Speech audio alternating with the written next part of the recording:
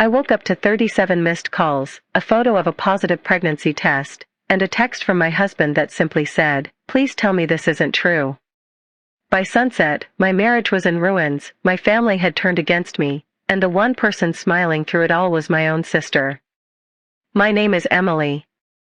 I'm 32 years old, and for most of my life, I believed blood was thicker than anything.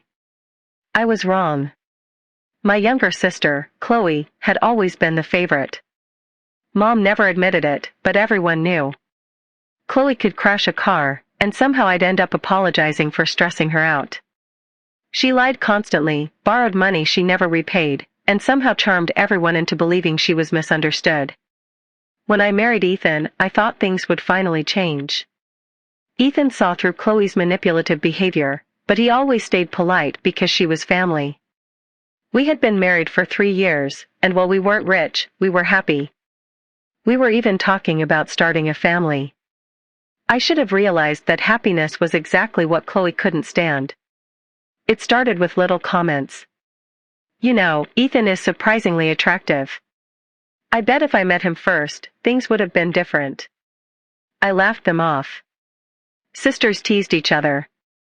Then she started showing up at our house without asking.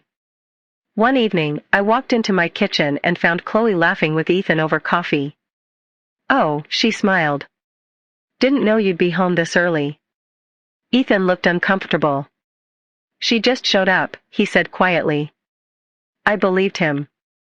A week later, Chloe posted a selfie online from our backyard with the caption, "Some places feel more like home than your own." People started commenting. "Is there something you're not telling us?" She only replied with a winking emoji. I confronted her immediately. "What are you doing?" She laughed. "Relax. You're so dramatic." Mom sided with her. "Emily, stop accusing your sister of everything." I wanted to believe it was harmless. Then everything exploded. One Friday morning, Ethan called me while I was driving to work. His voice was shaking. "Did Chloe tell you anything?" "No." "Why?" He was silent. "She came to my office." My stomach dropped. "What?" "She told me she's pregnant." I nearly drove off the road. "What?" And she said, "The baby's mine." The world stopped spinning. I screamed. "That's impossible." "I know," Ethan replied. I told her that. But Chloe wasn't finished. She handed him a pregnancy test. Then she cried loudly enough for his coworkers to hear. She kept saying, "Please don't abandon your child." By the time she left, half his office believed he'd cheated on me. Within hours, screenshots were everywhere. Friends messaged me. Relatives called nonstop. My aunt wrote, "You deserve better." No one asked if it was true. They just believed Chloe. When I confronted her, she burst into fake tears. I didn't want anyone to know. "You liar. I can't help who the father is." I slapped the pregnancy test out of her hand. Mom stepped between us. "Emily. Have you lost your mind?" "She's lying." Mom glared at me. "You've always been jealous of your sister." I couldn't breathe. Even my own mother believed her. Ethan stood beside me the entire time. I never touched Chloe. Mom folded her arms. "Of course you'd say that." Within days, Ethan's reputation at work was destroyed.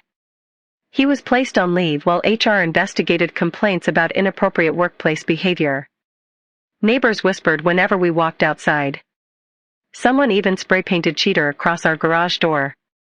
I cried myself to sleep every night. Not because I doubted Ethan. Because I couldn't understand how my own family could destroy us so easily. Then another twist hit. Chloe announced she was keeping the baby. Mom threw her a family dinner. She invited everyone. Everyone except me. Photos flooded social media. Mom captioned one picture. "Can't wait to meet my first grandchild." I stared at my phone until tears blurred the screen.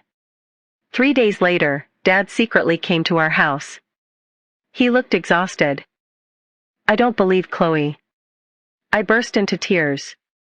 He hugged me tightly. It's not adding up. He explained he'd overheard Chloe arguing on the phone. She'd shouted, "The fake belly hasn't even arrived yet." When she noticed Dad, she'd immediately changed the subject. Dad frowned. I think she's lying. Finally. Someone believed me.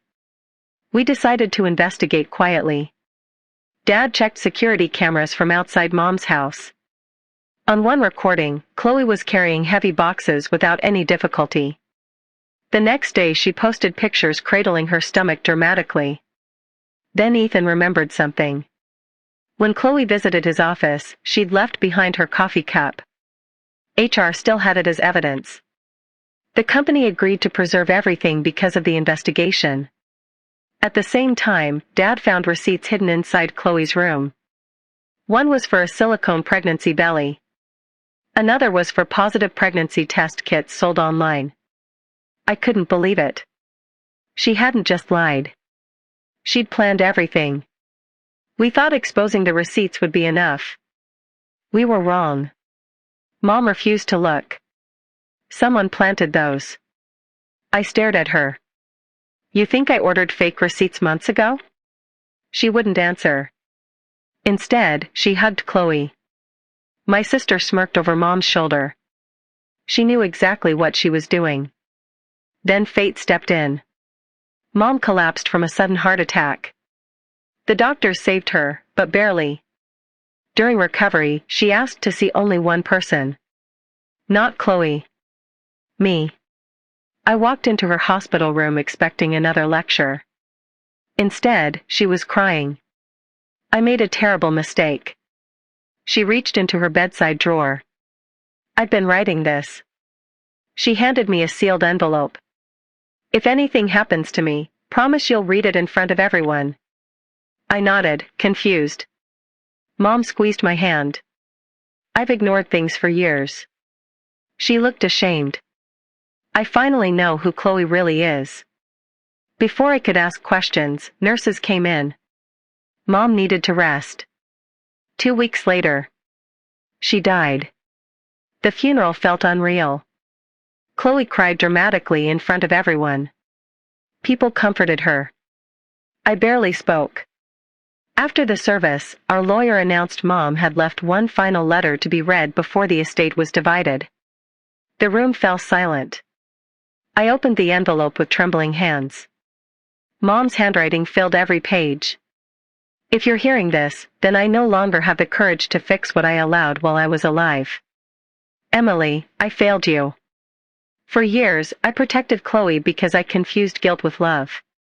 I covered her lies. I excused her manipulation. I punished you for telling the truth. A week before I entered the hospital, I found everything.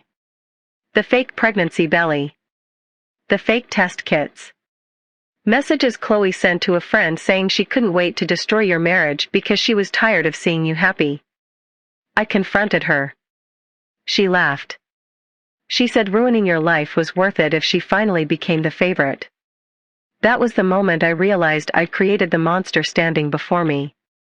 Everything Emily said was true. Everything Chloe said was a lie. Because of that, Chloe receives nothing from my estate. Everything I own belongs to Emily. I only ask one thing. Forgive me if you can. The room was completely silent. Then someone gasped. Everyone slowly turned toward Chloe. Her face had gone completely white. She screamed. She forged that. The lawyer calmly stood up. I also have videos your mother recorded before her death. He pressed play. Mom appeared on the screen. She looked directly into the camera. If Chloe denies this, show everyone the evidence. One by one, photos appeared. The fake belly. The receipts. Screenshots of Chloe bragging to a friend. A voice recording played. Chloe laughed. I don't care if Ethan loses his job. Emily deserves to suffer. Every excuse she had disappeared in seconds. Relatives who had ignored me suddenly backed away from her. My aunt whispered, "How could you?" Dad simply closed his eyes. "I should have stopped this years ago." Chloe lunged toward me. "This is your fault." Security grabbed her before she could reach me. She was dragged out screaming that everyone would regret believing me. No one followed her. Not even the relatives who had defended her for months. Within weeks, Ethan's employer completed its investigation. He was officially cleared of every accusation. The company apologized publicly and even promoted him after learning how professionally he'd handled everything. Neighbors who once avoided us started apologizing. Most of them admitted they'd believed gossip without asking a single question. As for Chloe, the recording spread through the family faster than any lie she'd ever told. Friends stopped answering her calls. The relatives who once treated her like the golden child refused to let her into their homes. She disappeared from everyone's lives almost overnight. I never celebrated her downfall. I simply stopped carrying the weight she'd forced onto my shoulders. Months later, Ethan and I visited Mom's grave. I placed fresh flowers beside the headstone. "I forgive you," I whispered. Not because what she'd done didn't hurt, but because holding on to that pain would only let Chloe keep winning. Ethan wrapped his arm around me. For the first time in years, my heart felt light.